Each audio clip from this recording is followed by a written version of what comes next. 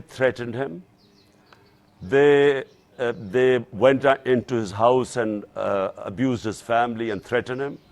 And this guy, one of the most courageous, bravest journalists I have ever met, I warned him. I found out that his life was under threat. I warned him. Then a second time when I warned him, we managed to get him out of Pakistan.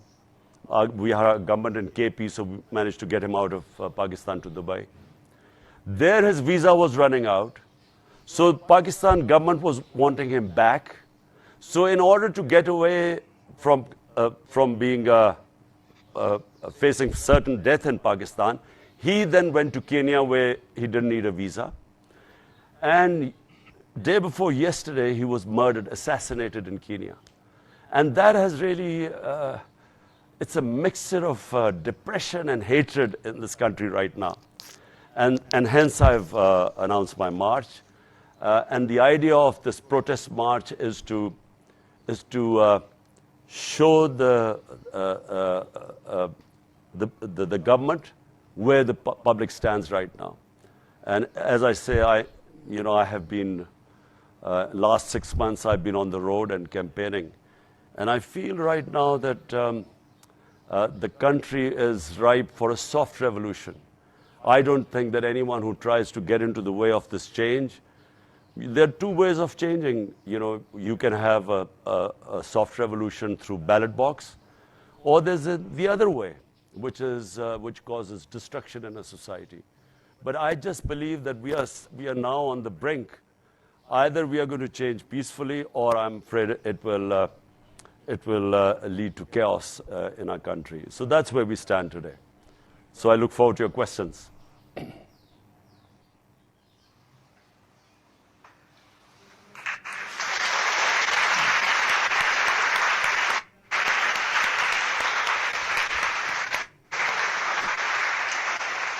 Thank you very much for that address. I'd like to sort of get into some questions before we get into some questions from the audience here at Oxford Union. And I wanted to start off with of course, the biggest news that is surrounding freedom of press at the moment. So we all heard about the recent tragic news of Arshad Sharif's death in Kenya, from yourself as well. And it is a very sort of difficult thing. It brings into question the freedom of press in Pakistan in general. So freedom of press has been a big issue in Pakistan. According to Reporters Without Borders, out of 180 countries, Pakistan was placed 157th. What do you think should be done to uphold freedom of press in Pakistan and to protect freedom of press? I mean, even in addition to this, ARY, which is one of the biggest news channels in Pakistan, was closed, shut down. So I wonder, what do you think would be a solution to this sort of moving forward? Look, let me say that who is worried from freedom of press? If I'm breaking the law, or if I'm a crook, I'm a head of state and I'm worried that I'm making a lot of money laundering, like most of our leaders have been buying properties abroad in Mayfair and in London and big places, laundering money from this country. So I would want to clamp down on the media. Let me just say this is the case with the entire developing world. According to the United Nations Secretary General, he set up a panel. That panel is called Fact-Eye Panel. It was to find out why is there a difference, the difference between the rich and the poor countries, why is this increasing? And it came up with startling results. Number one, they said that every year, now you will all be shocked to hear this, every year $1.7 trillion move from the developing world into the developed world, into the richer countries, offshore accounts. $1.7 trillion from poor countries or developing countries move to offshore accounts, rich countries, properties in London, New York, and big Western capitals. I mean, this is a plunder going on of the developing world at an incredible speed. If anyone who understands the history of the Indian subcontinent, When the East India Company came into to India and started operating and took charge, India was about 23-24% of the world GDP. And by the time, India got its independence, it was, barely 3-4% of the world GDP. So the wealth was stripped off the country. It's exactly what the ruling elites of the developing world are doing right now. They're stripping off the wealth from the poor countries and taking them, as I said, into these tax havens. Now, problem is that I tried 3.5 years I was in power. I tried each time in the United Nations General Assembly. I kept saying that there has to be action taken against this illicit flow of money out of developing world, just like you do of terror financing or like drug money, which affect the Western countries. They must do something to stop this plunder of the developing world. But there is no incentive in the rich countries to do anything, because they benefit from this flow of money. And it's the poor countries which, unfortunately, they do not want to do anything, because sadly, a lot of the leaders of the developing world are laundering money out of their country. So they're also not interested. So what is happening is that the poor people are getting poorer. This gap will increase, and you will have this economic migrants.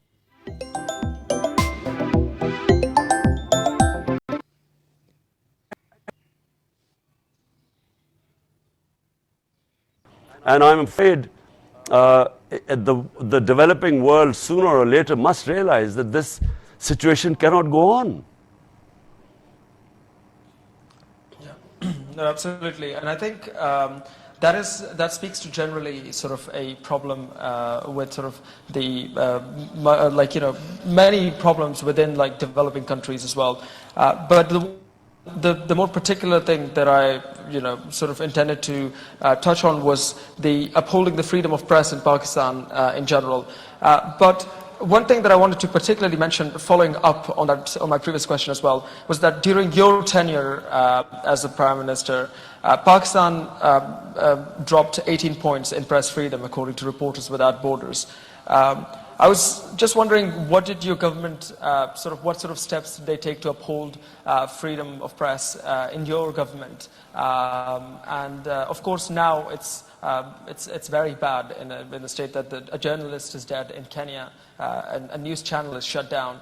I just reiterate the question of how do we get out of this situation where the press in our country is just not safe? These things that we talk about here will never be sort of brought into light. Okay, let me just explain to you the difference between what was happening during my time and what is happening now. There was not one journalist that my government ever thought of, forget about persecuting, I mean, even trying to muzzle him. Because if I have nothing to hide, if I'm not corrupt, and if I'm not breaking the country's law, why would I be scared of freedom of press? The people who are scared are the mafias. And this is what is happening right now. These are mafias. The problem we had, and which is why maybe, because what, you say that we went down a few notches. Look, when I took over, we had been going through this war on terror. 80,000 Pakistanis died in this war on terror, which we participated in, which we never should have. It wasn't our war. But as a result, 80,000 Pakistanis died. Right now, there is still terrorism. We still have Pakistanis dying of terrorism, but on the peripheries, not like it was before.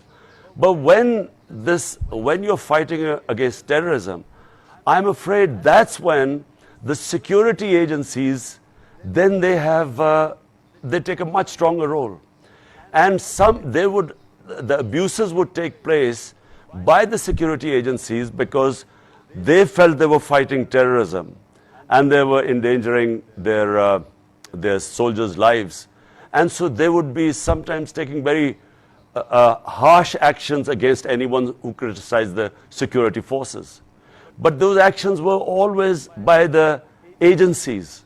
And the 2-3 times when we found out, and I can give you examples, immediately we took action when, journalists were picked up. but never from the political government, because we had nothing to hide. In fact, the only problem we had was we don't have libel laws. So what was happening is that me as Prime Minister, I was libeled a couple of times. I went to court as a Prime Minister, but even I couldn't get justice because we have a real problem with defamation and libel laws. No one gets convicted here. So what we need is, we need freedom of press and responsible press, where if you cross, like in UK, if you cross a certain line, then I should have the ability to go to court and get compensation. And I've been in a libel case in England, and I know how strong the laws is. Unfortunately, this is not the case in Pakistan, which is the problem my government had.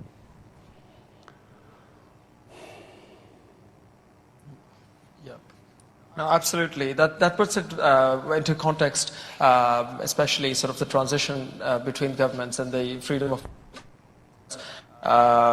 But moving on to sort of more recent event, which has been like recent news, is the recent decision by the Pakistani Electoral Commission to disqualify you from being a member of the Parliament.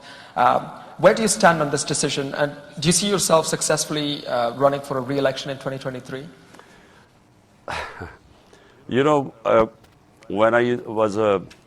When I started playing cricket, and when children and as boys we used to play cricket. So when the other team used to be losing, a lot of the times the boys would just pick up the stumps and run away and say, we are not playing anymore. Now this is exactly what's happening right now. In 2 by-elections which we've competed, it's never happened before that sitting governments have been routed in the by-election. That is because of massive public turnout. And it's also because, despite the fact that the election commissioner is completely biased, it's not even biased, he's just part of their team. It's like them playing with their own very biased umpire. Now, and I'll just give you an example. 9 times the election commissioner has given decisions against us. 9 times we've gone to the court, who've overturned the decisions because they've been so biased. This thing of my disqualification, it is just, it is unbelievable. In fact, I'm going to do a defamation case against this election commissioner, because it will never stand in a court of law. And we are waiting, we are already in court, we are waiting for the full judgment has just come. It is, I won't go into details, but it is just a joke what he's done. Not just that, there were 2 cases they are trying to disqualify me. One is a funding case, a funding of the political party. We are the only political party in Pakistan's history that does proper political fundraising. We have a 40,000 database of our donors. Other parties have nothing. And we keep telling them that, look, we are the ones who, everything is on record. They have been trying to find out something in this, in our funding case for almost 6 years. So, neither will I be getting disqualified in the funding case, and certainly not in this Tosha Khana case, which is too ridiculous to explain to you. But we are in court, and I'm confident that they'll be brushed aside by the court. But there is a desperation. They've just done another terrorism case on me. So they might, God knows, they might try something else. I have had 24 cases against me right now.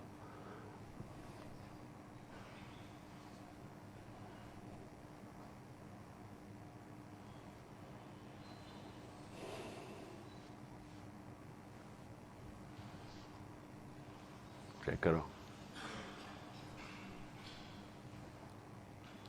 Can you hear me? Yes, apologies, it's the Wi-Fi. Was I talking to myself?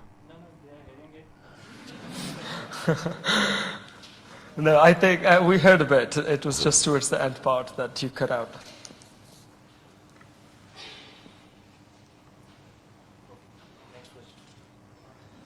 Yeah. Next question. The Pakistani Wi-Fi.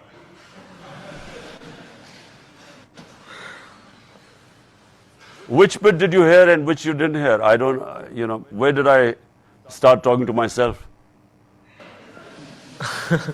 I think generally we heard. I think you covered the point in general, and I think it's sufficiently clear that that you of course do not agree with this decision, and you want to, of course, that you will be rerunning and that you will be contesting this decision in any case, and it's that you believe that it's ridiculous. I think that's a satisfactory answer. So I think I'll move on to sort of the next question, which is slightly more of a difficult conversation, I guess, but it's a conversation that is to be had, especially in the context of Pakistan, which is to do with the military and the politics of Pakistan. Now, your government has had good relations with the military, or had good relations with the military when in power. After the no confidence vote and after a series of events, your party distanced itself from, and in some instances it was said to have spoken against the military. What is your stance on the military's involvement in the country's politics and in the country's running?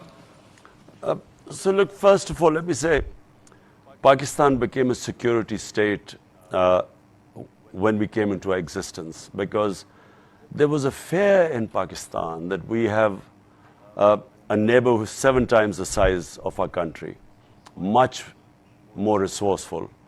And immediately after independence, the next year, 47 we were independent, 48 there was a conflict with India on Kashmir. So that framed the mindset of our country, because the fear that a huge neighbor can easily overwhelm us. So the military naturally in such circumstances gained more importance. And then we had martial laws. So we've had 3 martial laws where the military took over when they thought that the civilian governments weren't doing well. Now, the problem with this is that, we have never had an extended run of democracy. So that balance that should be in a society between bearing in mind we are a security state, so the balance between the military establishment and a civilian government, that balance has never really been there. So what happens is that when you have a democratic government, the responsibility lies with the democratic government to deliver. But the democratic government does not have all the power. So it does not always have all the authority. So unless authority and responsibility lie in one place, it's very difficult for any management system to work. Now, I'll give you just one example where, in fact, I had a very good relationship with the military establishment. There were no problems between us. In fact, it was a complementary relationship.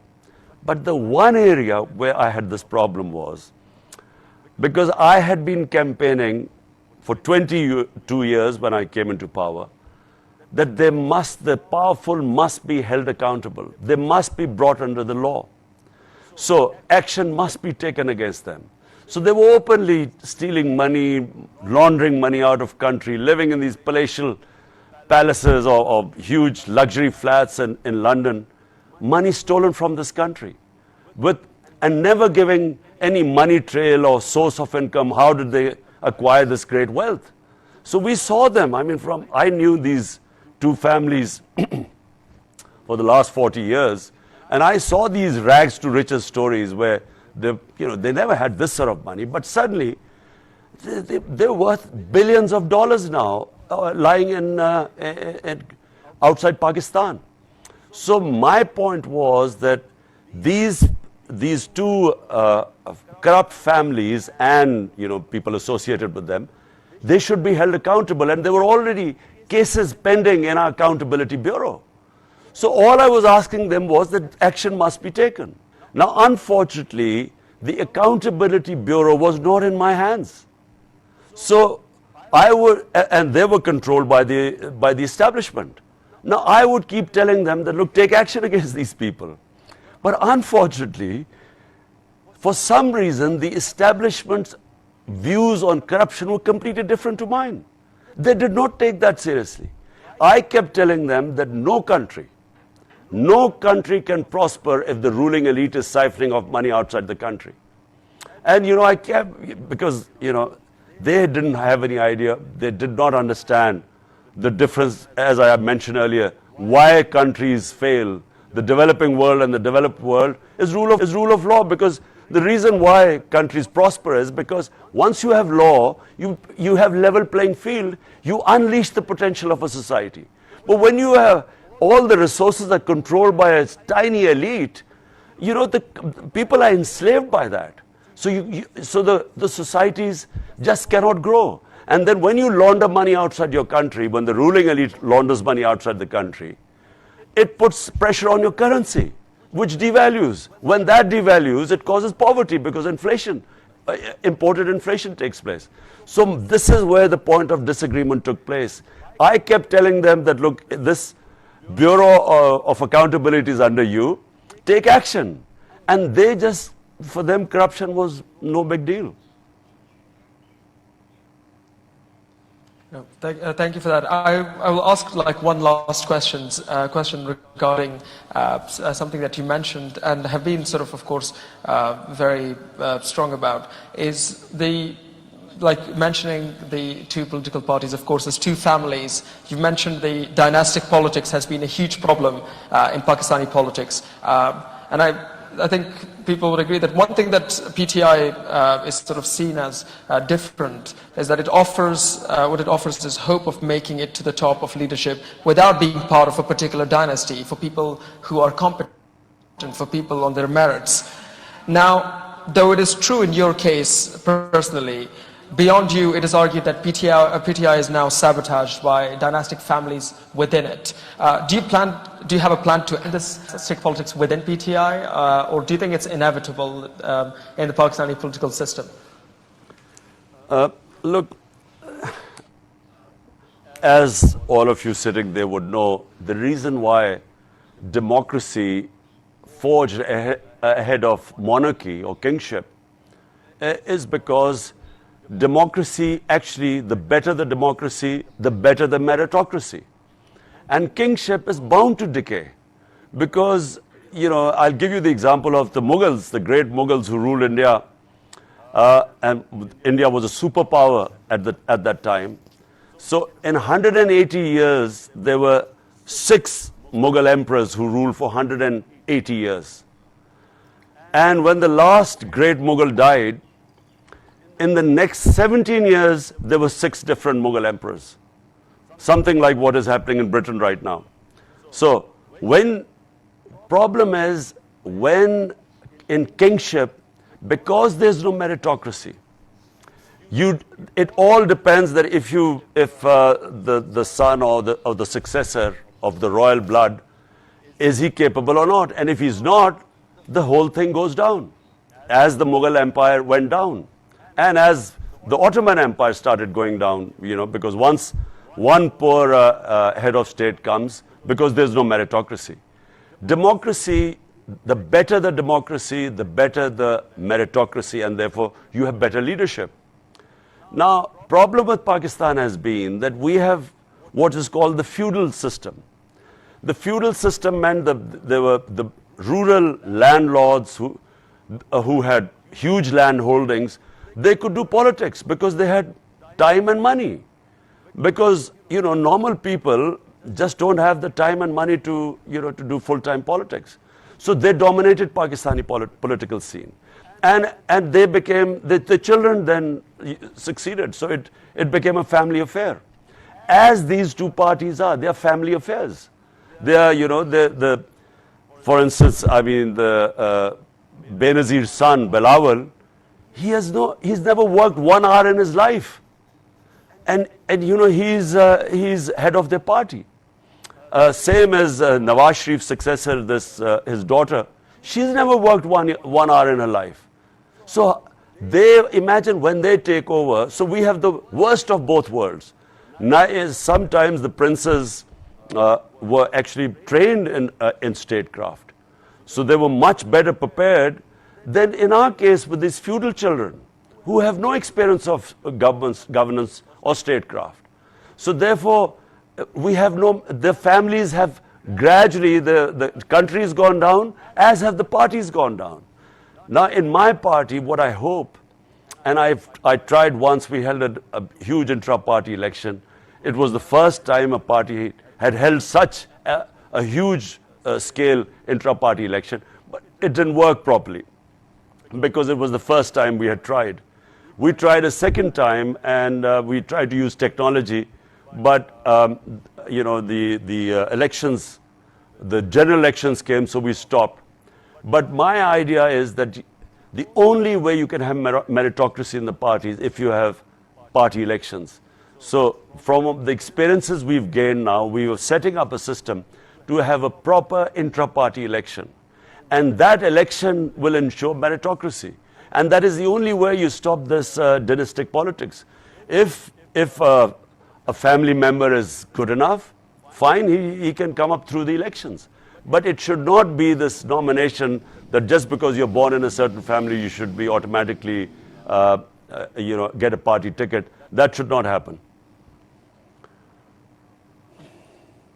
Absolutely. Thank you very much for this conversation. I would like to sort of, for the last part of this conversation, move to the floor for any questions that they may have for yourself. I open the floor for any questions. I recognize this member in the blue jacket. Yes, please speak loud. They will give you the mic.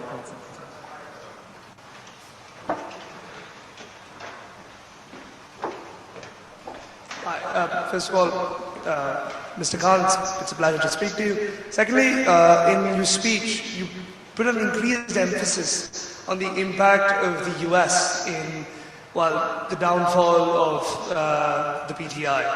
And we've seen that these developed nations, through which a lot of developing nations' money now goes to, regularly interfere in the matters of, South Asia and the global South.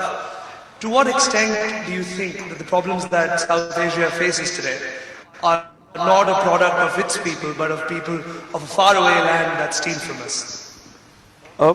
Look, let me just say one thing, that great powers always want to have their sphere of influence.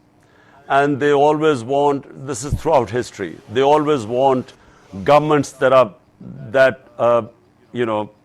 part of their influence, so would do their bidding. And unfortunately, Pakistani governments have all been in the US sphere of influence.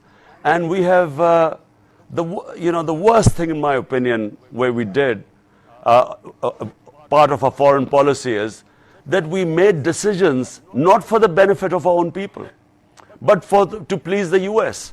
So we joined the war on terror after 2001. And 80,000 Pakistanis died.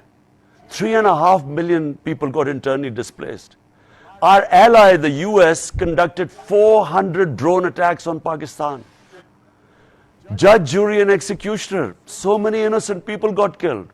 And they took revenge against Pakistan's security forces. And we lost over $100 billion to our economy. And we didn't even get thanked for that. And I opposed that war throughout because it was not in Pakistan's interest. So countries make decisions which are of interest to their people. One of the things which was mentioned in this Donald Lu in the cipher, in the conversation with our ambassador in Washington, he said that I had taken a decision to go to Russia on my own, and that was held against me. But why was I going to Russia? Because Russia would have supplied us with cheap oil. India, an ally of US, is getting oil from Russia at 40% discount. Now, 120 million Pakistanis are vulnerable. Almost 50 to 60 million are below the poverty line. Another 50 to 60 million, a price shock, inflation, would push them down the poverty line. Means they can't have 2 square meals a day. So my interest should be my people. I should not be serving the interest of another country at the expense of my own people. So my people, 220 million people elected me to serve them, not to serve other countries' foreign policy objectives. And this is where the problem rose.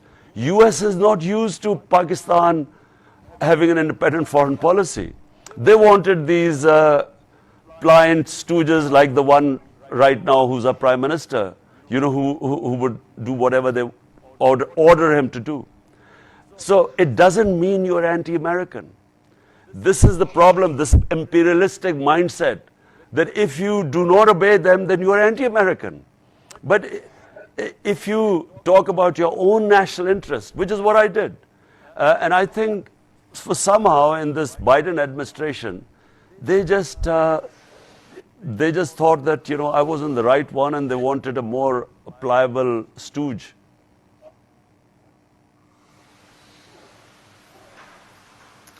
Yeah. No, thank you very much. I now look for another member to ask a question. I recognize that member just right there. Could you please right there, second row? No, sorry, just in front of you. Yeah. Yes, you. Yes, this lady here. Okay, I guess. Just give it to you.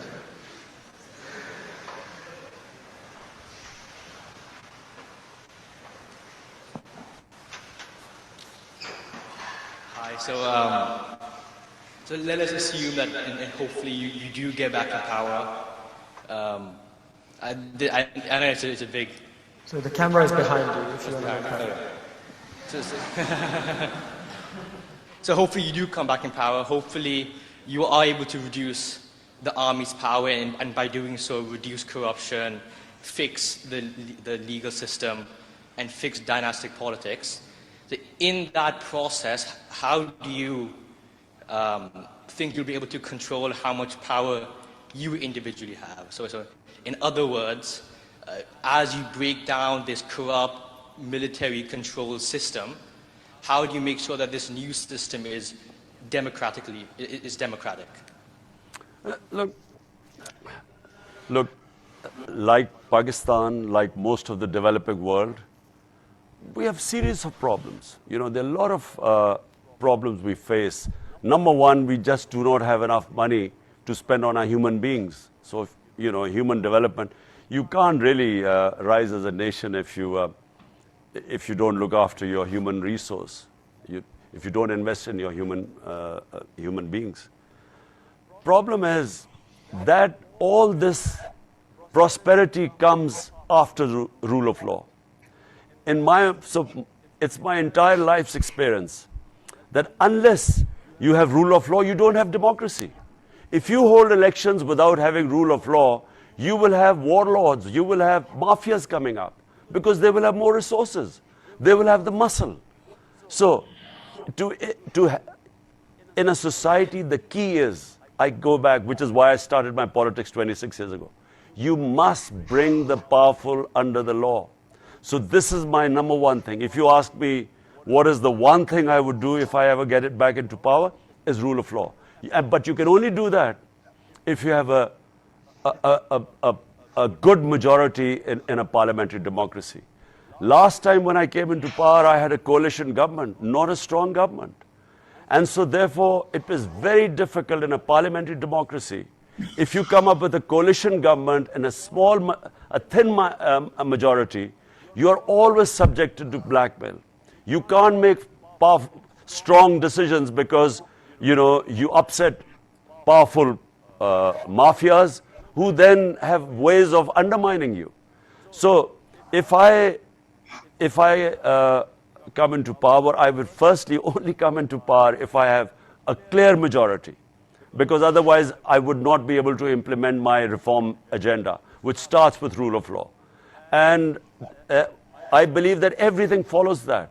Prosperity follows once you've established rule of law and justice. Yeah. No, thank you very much. I recognize the member, just as a Hello, Mr. Khan. Thank you very much for joining us here today. You talked about rule of law. While it is very important to uphold the rule of law, but during your tenure, you've been accused of breaking the rule of law yourself. You've been accused of breaking the Constitution, Article 92, by preventing the no-confidence vote despite the Supreme Court's decision. During your tenure, there was a sitting MNA who was incarcerated despite the Supreme Court decision to release him, and yet your speakers did not give an order to bring them to the Parliament despite it being against the law. So, firstly, while you do talk about the rule of law, how do you respond to the fact that you yourself have breached it? Secondly, and very quickly I'll ask, you talked about press freedom. During your time, there was a journalist who was abducted and tortured, Matiullah Jan. During your time, Abzar Alam was shot. It was during your time, Nusrat Javed, another journalist who criticized you, had to leave her job. Salim Safi had to leave the job. So, while you do talk about press freedom when you are out of the government, when you were in the government, you were yourself curbed on press freedom. So there's a pattern that while you are in government, you do something else. When you are outside the government, you do like to appeal to a populist agenda. Thank you.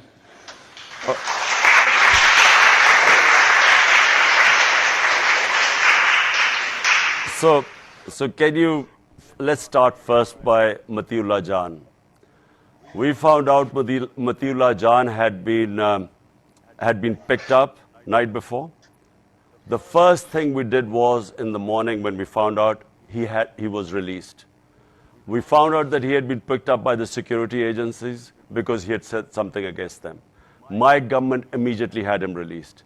The other guy who was shot had actually nothing to do with freedom of media. It was a personal dispute which we investigated and found out. There was no journalist that where my government clamped down upon. There was not one journalist. These incidents, there was maybe one other incident that had to do with the security forces. And let me explain. Why were the security forces used to this? Because while we were in the war on terror, there were a lot of instances where the security forces would act in the name of fighting terror. And this was not just in the case in Pakistan. If you look at the US with Guantanamo Bay, fighting terrorism, always they used to take more liberties. So remember, my government had nothing to hide. So there was nothing. And now you talk about an MNA. Which MNA are you talking about? No MNA had anything to do with where our government had him incarcerated. And what law are you talking about which I had broken?